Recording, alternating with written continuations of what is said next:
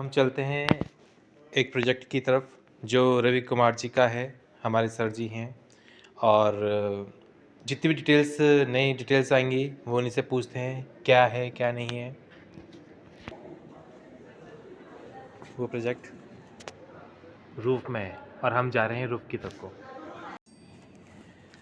तो आइए आज हम मिलते हैं डॉक्टर रवि कुमार सर से, जो कि डीआईटी में आज एक प्रोजेक्ट को पूरा करने में कंप्लीट कर रहे हैं। सर बताइए क्या चीज़ है सर ये उत्तराखंड गवर्नमेंट की तरफ से यूकॉस की तरफ से एक मिला हुआ प्रोजेक्ट है। इसमें हम लोगों ने ये किया है कि कंक्रीट का एक स्लैब बनाया है।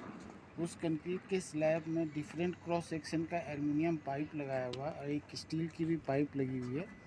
इसका ऑब्जेक्टिव ये है कि जो सन की रोशनी कंक्रीट के ऊपर पड़ती है और उससे जो कंक्रीट गर्म होता है, फिर उसके नीचे जो रूम है छत का नीचे, उसके नीचे जो रूम है वो अगर गर्म होता है तो उसमें से हीट को निकाल के हम पानी को सप्लाई कर दें। तो ये कंसेप्ट उसी तरह से वर्क करता है कि कंक्रीट के ऊपर डिफरेंट क्रॉस सेक्शन का पाइप लगा हुआ है, डिफरेंट मटेरियल है, एक एल्युमिनियम है और एक स्टील भी है।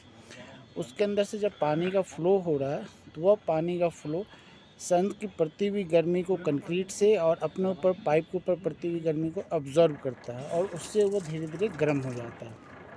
और ये लगभग 2 बजे तक पानी जो एटमॉस्फेरिक टेम्परेचर है उससे लगभग 10 डिग्री ऊपर तक ये गर्म हो जाता है।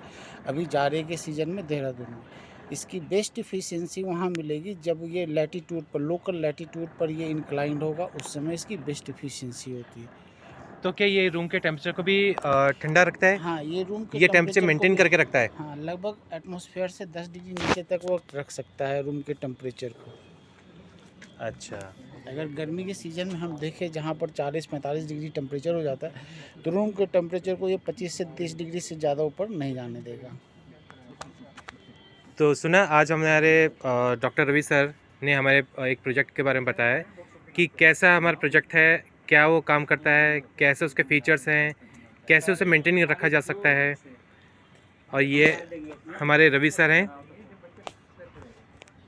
और कुछ और सर इसके फीचर्स वगैरह कुछ और? इसके फीचर्स में क्या है कि हम इसके अगर कंसेप्ट को वहाँ पर यूज़ करें जहाँ पर ऑल वेदर रोड कंक्रीट की बनी हुई है, तो हमने देखा है कि जहाँ ऑल वेदर रोड कंक्रीट की बनी हुई रहती है उसके साइड में भी शाम में होने के बाद लगभग 7-8 बजे तक टेम्परेचर बहुत हाई रहता है।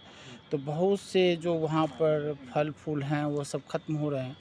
और इस कंसेप्ट को हम रनवे पर जो जहाँ पर हवाई जहाज़ उतरते हैं वो भी कंक्रीट का बना होता है। गर्मी के सीज़न में उसकी भी टेम्परेचर लगभग बहुत ज़्यादा हो जाती है। तो वहाँ से भी हम उस इफ़ेक्ट को हीट आइलैंड इफ़ेक्ट कहते हैं। उस हीट आइलैंड इफ़ेक्ट को भी कम करने में ये कंसेप्ट यूज़फुल होता है कि हम किस तरह से कंक्रीट से हीट को एक्सट्रैक्ट करें और उसको यूज़फुल वर्क में कन्वर्ट कर दें। तो क्या ये, इसे हम अपने घर वगैरह में भी यूज़ कर सकते हैं? हाँ, जिस घर पर जनरली लोग छत एक इंक्लाइंड छत बनाते हैं, उस इंक्लाइंड छत पर 3 सेंटीमीटर थिकनेस तक का ये कंक्रीट का स्लैब बना लें और उसमें ये एल्युमिनियम पाइप डाल दें। स्पेशली स्टील की ओवल पाइप आती है। हार्डली कॉस्ट 4,000 रुपये तक पड़ेगा, इससे ज़्यादा नहीं पड़ेगा। सुना आपने हार्डली कॉस्ट 4000 तक पड़ेगा और इसे हम अपने घर वगैरह में भी यूज़ कर सकते हैं। ये रवि कुमार सर का है प्रोजेक्ट वगैरह। तो आज के लिए हम इतना ही बहुत करते हैं। धन्यवाद।